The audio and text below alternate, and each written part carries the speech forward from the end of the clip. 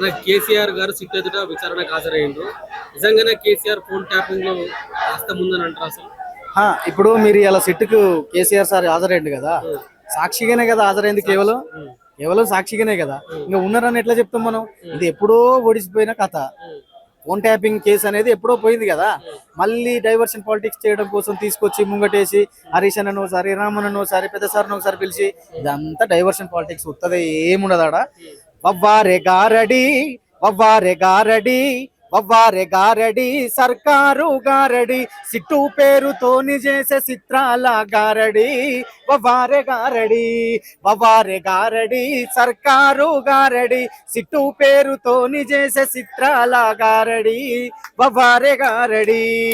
హామీలన్నీ ఏమి అని జనం అడుగుతున్నారని, ఉత్తా మాటలేనా అని మిమ్ముల ఉరికిస్తారని. హామీలన్నీ ఏవి అని జనం అడుగుతున్నారని, ఉత్తా మాటలేనా అని మిమ్ముల ఉరికిస్తారని పక్కాదారి పాలిటిక్స్ పక్కగాడుతున్నారు. వవ్వారే గారడి, సర్కారు గారడి, సిట్టు పేరుతోని చేసే చిత్రాల గారడి. వవ్వారే గారడి. ఇది గారడి జరుగుతుంది ఇక్కడ, గంతే, ఏమీ లేదు. డైవర్షన్ పాలిటిక్స్ అంతే, 100% డైవర్షనే. ఇంకేమున్నది? తెలిసిపోతేనే ఉన్నది కదా. ఇప్పుడు పెద్ద సార్ ఎప్పటి నుంచో సిట్టుకు నేను హాజరైతానే చెప్తున్నాడు కదా. ఇంటికాడ ఎవరు లేనప్పుడు పోయి గోడకు స్టిక్కర్లు అంటించడం అట్లా కరెక్ట్ కాదు కదా. ఎవరు లేని చూసి వాళ్ళకి నోటీసులు అంటించి లేరు ఇక్కడ, వీడికి నేను చెప్పిన కాడికే రావాలి. ఇప్పుడు తప్పు చేయనప్పుడు విచారణకు హాజరు కావడానికి ఎందుకు భయం అని ఒక క్వశ్చన్ వాళ్ళు కాంగ్రెస్ వాళ్ళు మాట్లాడుతున్నారు. కాంగ్రెస్ వాళ్ళు తప్పు చేయనప్పుడు విచారణకు ఎందుకు? మరి ఎందుకు ముందే ఈ కేసు ఒడిసిపోయిన కేసును తీసుకొచ్చి మళ్ళీ ముంగట ఎందుకు వేసుకున్నారు వీళ్ళు? అది ఇప్పుడు దాంట్లో ఏమీ జరగలేదని అందరికీ తెలుసు, వాళ్ళకు కూడా తెలుసు. మళ్ళీ మళ్ళీ మళ్ళీ మళ్ళీ మళ్ళీ మళ్ళీ అంటే కక్ష సాధింపు చర్య అంటారు దీన్ని. అంటే ఈ విచారణలను చూస్తుంటే బీఆర్ఎస్ వాళ్ళకు భయం పుట్టుకుంది, ఎక్కడ అరెస్ట్ అవుతామనే భయం ఉందని చెప్పేసి కూడా మాట్లాడుతున్నారు.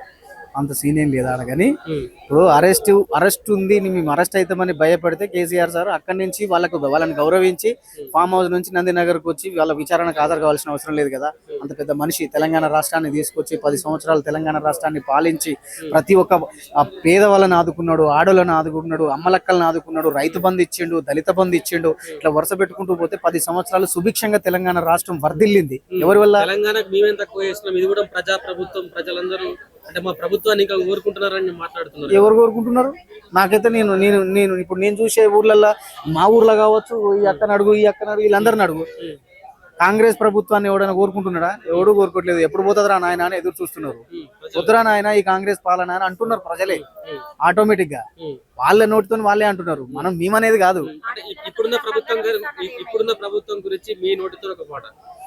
ఇప్పుడున్న ప్రభుత్వం గురించి అంటే మా సందీప్ పాడతాడు, వద్దురా నాయన కాంగ్రెస్ పాలన, వద్దురా నాయన అమలు గాని హామీలతో 6 గ్యారెంటీలతో అధికారం చేతబట్టి అరిగోసలు పెడుతున్నారు. వద్దురా నాయన కాంగ్రెస్ పాలన, వద్దురా నాయన. ఇది జనమే పాడుకుంటున్నారు. Thank you so much.